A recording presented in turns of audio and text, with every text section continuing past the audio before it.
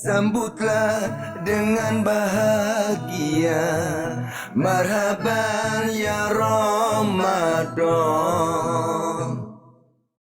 Bismillahirrahmanirrahim. Assalamualaikum warahmatullahi wabarakatuh. Alhamdulillahi rabbil alamin. Assalatu wassalamu ala rasulillahil karim wa ala alihi wa sahbihi wa ummatihi ila yaumiddin. Mirsa Trans TV dimanapun Anda berada dan saudara-saudariku, ohayo gozaimasu. Masya Allah. Apa kabar? Sehat? Baik ya, Masya Allah. Subuh ini sudah sahur? Sudah. Ini ya masalah. Di Jepang sahurnya subuh ya. Baik. Baik, alhamdulillah hari ini kita dipertemukan oleh Allah Subhanahu wa taala. Kita masuk ke hari ke-17 di bulan Ramadan tahun 1440 Hijrah. Kita bermohon pada Allah semoga seluruh ibadah kita sampai hari ke-17 ini diterima oleh Allah Subhanahu wa taala. Baik, teman-teman sekalian dan pemirsa dimanapun Anda berada, kali ini tepat di hari ke-17 di bulan Ramadan. Hari saat pertama Rasulullah SAW menerima wahyu di Gua Hira. Untuk itu kita akan belajar bagaimana peristiwa-peristiwa terkait dengan penerimaan wahyu ini dan seperti apa hikmah yang kita kemudian bisa aktualkan di kehidupan kita saat ini. Baik, kita mulai kajian kita bahwa yang pertama, seperti teman-teman ketahui, Nabi SAW ya, sebelum beliau menerima wahyu dari Allah dan diangkat kemudian menjadi seorang nabi dan rasul, maka perjuangannya tidak mudah. Dari kegelisahan dalam beraktivitas, bermuamalah, kemudian ingin mendekat kepada Allah, lalu beliau putuskan, poin pertama, perhatikan kalimatnya. Beliau putuskan untuk mendekat kepada Allah secara intensif. Maka dipilihlah satu tempat kemudian, yang tempat itu terlihat sangat sesuai untuk mendekat, bertakarub, bertahandus kepada Allah. Dipilih kemudian Gua Hira. Nah, saya ingin ajarkan sebentar teman-teman sekalian, Gua Hira itu posisinya kalau kita lihat, jadi ada Gua Thur, ya, ada Gua Hira. Ada gua-gua yang lainnya. Nah, kalau teman-teman kemudian perhatikan, kenapa yang dipilih oleh Nabi adalah Gua Hira? Ya, yang posisinya di Jabal Nur, Gunung Cahaya. Nah, Gunung Cahaya, Jabal Nur, yang letaknya kemudian di atasnya ada Gua Hira, posisinya kurang lebih 5 sampai dengan 6 kilo. Ya, dari kediaman Nabi SAW di kota Mekah, dekat wilayah Ka'bah. Tapi yang paling menarik, perhatikan, jarak dari rumah Nabi sampai ke Gua Hira, Jabal Nurnya sampai dengan naik ke atas, ini yang tidak banyak dikaji oleh orang. Kalau Anda ditanya misalnya, Nabi menerima wahyu di mana? Jawabannya Gua Hira, Gua Hira, Gua Hira. Tahukah Anda pertama kenapa Nabi pilih Gua Hira? Yang kedua, berapa jarak Gua Hira dari rumah Nabi ke tempat gua yang dimaksudkan? Dari kediaman beliau ke Gua Hiranya. Pertama, kenapa yang dipilih Gua Hira, teman-teman? Kalau Anda amati sampai naik ke atasnya, alhamdulillah kami pernah sampai ke sana, naik ke atas kita amati. Ternyata di antara hikmahnya, di antara gua sekian banyak yang ada di sekitaran Mekah, satu-satunya gua yang desain batu-batuannya, yang membentuk guanya, yang menghadap langsung ke arah Ka'bah, ke arah kiblat, itu hanya Gua Hira.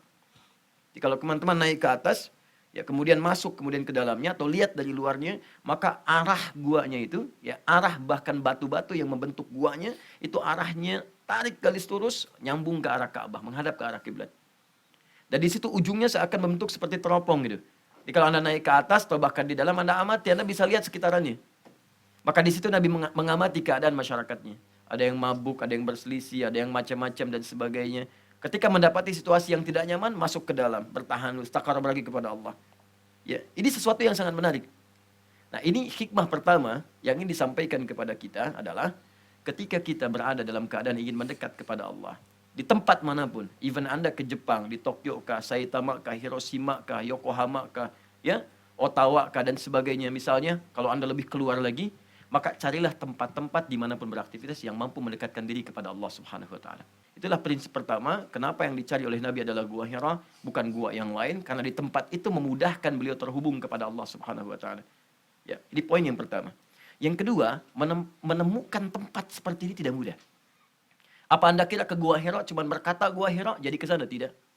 Saya pernah naik ke atasnya, saya amati, demi Allah saya katakan, dari Gua Hira sampai ke kediaman Nabi setidaknya harus melewati 5 bukit yang terlihat langsung dari atas. 5 kilo itu 5 sampai 6 kilo dari rumah Nabi sampai ke bawah gunung. Dari bawah bukit ke atas 700 meter. Naiknya tidak mudah. Sekarang ditemukan ada binatang-binatang yang kalau Anda nggak kasih makanan, dia kadang-kadang merebut barang-barang Anda. Ya, bagaimana kemudian Anda berjalan bolak-balik? Nabi kan bukan sekali dua kali, jalan lagi, naik lagi, lewatin bukit lagi. Kalau sekarang saja bukitnya masih kelihatan, maka bagaimana di zaman Nabi SAW? Dengan situasinya masih banyak badai, ya masih banyak batu-batu yang curam. Maka ini gambaran kepada kita, menemukan tempat yang dekat dengan Allah itu tidak mudah. Itulah Gua Hira dengan segala perjuangan, pesannya, dan kesan yang bisa kita ambil dan diterapkan dalam dunia kita sekarang. Demikian teman-teman, bisa dipahami? Baik, alhamdulillah. Kalau bisa dipahami, coba kita diskusi sejenak. Barangkali ada yang mau Anda tanyakan atau bisa kita diskusikan. Baik, silakan. Ada pertanyaan? Assalamualaikum warahmatullahi wabarakatuh. Assalamualaikum warahmatullahi wabarakatuh. Saya mau bertanya, saya di Jepang ada niat ingin menghafal Al-Quran sambil bekerja, sedangkan bagaimana tips untuk cepat untuk menghafal Al-Quran dan bagaimana doa-doa untuk supaya tidak lupa. Sedangkan kami setiap berangkat ke perusahaan selalu melihat kemaksiatan gitu. Di mana-mana kemaksiatan, intinya doa dan Kenapa tips sempat gitu. dilihat? Ya? Iya. Kadang menunduk gimana gitu, takut nabrak. Baik. Marhaban ya Ramadan, marhaban ya Ramadan. Di mana-mana kemaksiatan, intinya doa dan Kenapa tips sempat gitu. dilihat? Ya? Iya. Kadang menunduk gimana gitu, takut nabrak. Baik. Iya. Ini menarik juga. Ada yang cuma lihat kemaksiatan, ada yang nabrak kemaksiatan. Baik, baik. Baik, yang pertama, namanya siapa Mas? Nama saya Khairuddin dari Indramayu. Baik, Mas Khairuddin. Pertama bersyukur kepada Allah bahwa Allah telah memilih Anda dalam pekerjaan ada hasrat untuk menghafal Quran. Jadi menghafal itu tidak mudah menemukan hasratnya. Saya ulang ya. Menghafal itu tidak mudah menemukan hasrat karena menghafal Quran termasuk mauhibah, pemberian Allah. Bahkan tidak syarat menghafal Quran bukan pintar. Enggak semua orang pintar mau menghafal Quran. Dan kecintaan itu ditanamkan pada diri Anda. Maka pertama saya ucapkan semangat. Ya, semangat, semangat, dan semangat. Dan jaga semangat itu untuk Anda teruskan dalam praktek kehidupan. Karena tidak mudah menemukan itu. Allah pilih. Quran surah ke-35 ayat 32. Paling kiri sebelah atas. Ya, thumma awrathna al-kitaba alladhina astafaina min ibadina. Ya, kami hanya pilih kalangan tertentu yang orang-orang ini mau menghafal Quran. Maka kalau Anda merasa punya ketentuan itu dan punya dorongan itu, maksudnya jangan bayangkan orang dipilih, Anda masuk ke dalam pilihan itu. Kalau sudah masuk, jangan tinggalkan karena itu anugerah. Nah, yang kedua, tolong dibayangkan dengan baik bahwa menghafal Quran itu nggak ada batas. Zaman Nabi banyak pekerja seperti Anda, profesional. Yang Uthman bin Affan bekerja. Apakah beliau kemudian menghafal Quran? Ya, menghafal Quran. Abdurrahman bin Auf hartanya banyak sampai kapaknya terbuat dari emas, menghafal Quran juga. Ya, semua. Tamim Ad-Dari menghafal Quran juga. Sahabat Abu Darda buka warung menghafal Quran juga. Dia menghafal Quran tidak dibatasi dengan pekerjaan tertentu. Silahkan. Anda kan bisa di Shinkansen misalnya sambil dengarkan murotal. Gak apa-apa, sehari satu ayat. One day one ayat, one day one ayat. So you want to practice to memorize Quranul Karim, you try. Yeah? To come back to Allah subhanahu wa ta'ala as a hafid.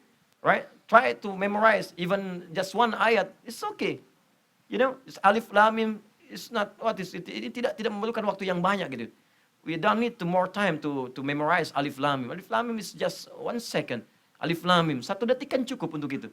Ya, setelah itu kita ambil sehari satu ayat. Begitu stop kereta kita hafalin lagi, pulang hafalin lagi. Demi Allah saya katakan, yang dimaksud penghafal Quran dalam Al-Quran dan hadis tidak disebutkan orang yang hafal 30 juz.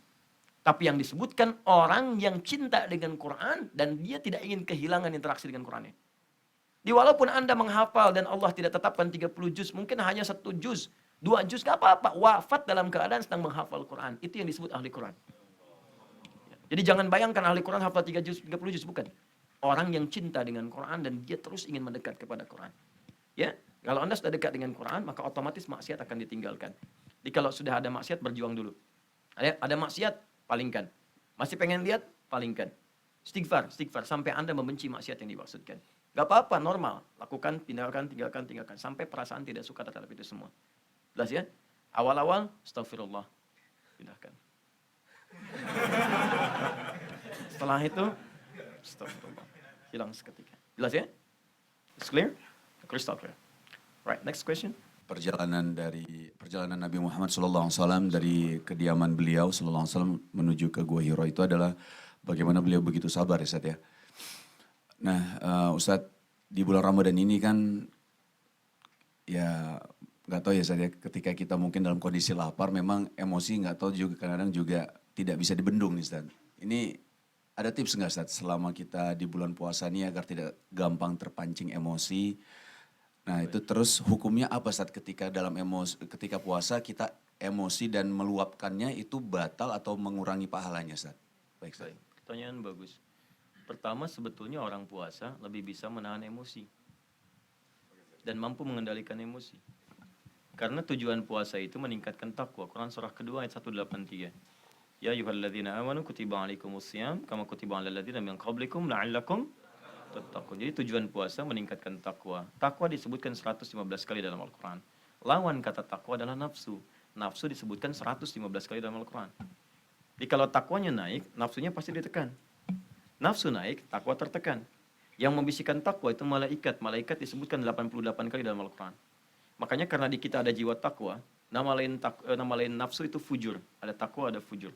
Quran surah 91 ayat 7 sampai 10. Wa nafsi wa ma sawaha fa'alhamaha fujuraha wa taqwaha. Jadi di dalam diri kita ada jiwa takwa. Makanya jangan heran kalau sedang adzan atau adzan belum terdengar tapi Anda tahu waktu sholat. Di hati kita kan agak bisikan. Cepat, sudah tiba waktu sholat, siap-siap. Itu jiwa takwa yang bisikan malaikat. Nah, yang menghambat itu nafsu, yang bisikan setan. Malaikat disebutkan 88 kali, setan disebutkan 88 kali juga. Jadi ketika malaikat bisikan kebaikan, setan bisikan ke nafsu. Kata malaikat cepat, siap-siap sholat. Kata setan lewat nafsunya. Sholat nomor 2. Nomor 1, mie ayam dulu, atau ramen dulu, macam-macam dulu dan sebagainya. Nah ini nafsu di sini. Jadi agak aneh kalau orang puasa, ya kemudian nafsunya makin meningkat. Karena tujuan puasa itu takwa. Takwa itu menekan nafsu. Makanya ketika orang puasa, kekuatan takwanya meningkat. Dan itu akan fitrah cenderung menahan nafsunya. Cenderung menahan nafsu. Karena itu kalimat nabinya langsung di hadis Al-Bukhari, Kitabus Siyam, nomor hadis yang pertama. Sekaligus kita simpulkan bahwa orang yang puasa itu, kata Nabi, asyamu junnah. Siam yang benar itu, puasa yang benar akan menjadi perisai bagi dirinya untuk menahan nafsu. Maka bayangkan seketika kalau nafsu keluar, puasa kita akan batal atau minimal pahala akan terkurangi. Makanya kata Nabi, fa in imru'un qatala wa syatamahu, maka jika ada seorang memprovokasi, pengen ngajak kita marahan, berselisih, maka katakan ini shaimun, saya sedang puasa. Katakan pada diri kita, saya puasa. Jangan sampai batal. Pada diri kita. Kalau pada orang tersinggung dia, ya. Anda misalnya katakan, diprovokasi Anda katakan, maaf ya, saya puasa. Emang saya juga enggak. Katakan pada diri Anda, ya, saya puasa. Ini ada yang kurang memahami, saya puasa. Enggak boleh begitu, saya puasa. Bismillah. Paham ya? Baik, kita simpulkan. Dari pertemuan kita pada hari ini, kita bisa menghasilkan beberapa kesimpulan. Pertama, bahwa dalam hidup ini kita hanya sementara berjuang. Maka carilah tempat-tempat yang membuat perjuangan kita terdukung baik untuk mendekat kepada Allah. Cari tempat seperti Gua Hira yang membuat kita tenang ibadah. Cari tempat pekerjaan seperti Nabi di Gua Hira yang membuat kita lekat dengan Allah, tidak kemudian luput dari ibadah, mudah menunaikan sholat, bisa membaca Al-Quran, karena hakikat sungguhnya rizki sudah diatur dalam urusan dunia dan surga kita yang belum ditentukan. Yang ketiga, Allah sangat sayang dengan kita. Allah mudahkan Nabi menerima wahyu sehingga memudahkan kita untuk mengamalkan setiap titian wahyu yang dimaksudkan. Jaga diri kita dalam puasa, jangan sampai kita kehilangan kontrol sehingga kehilangan pahala-pahala yang telah kita dapatkan. So I think that's all that I can share, or we can share what ideas about our episode now. So we hope Allah subhanahu wa ta'ala bless us, and we hope Allah subhanahu wa ta'ala save our siyam, our fasting, and let's pray to Allah subhanahu wa ta'ala. May Allah inshallah accept our dua, especially in this Ramadan. Allahumma taqabbal minna innaka antas samiul alim. Wa tub alaina innaka antat tawwabur rahim. Allahumma ya Allah, ij'alna ya Allah minal mutaqarribina ilaik. Ya Allah, jadikan kami orang-orang yang selalu ingin mendekat kepadamu. Waj'alna ya Allah mimman yatahassal ala ridhak. Dan jadikan kami orang-orang yang selalu berharap mendapatkan ridhamu dalam kehidupan. Allahumma hdina fi man hadait. Ya Allah, mohon berikan kami hidayah dan tempatkan kami di tempat orang-orang yang mendapatkan hidayah. Wa'afina fi man afait.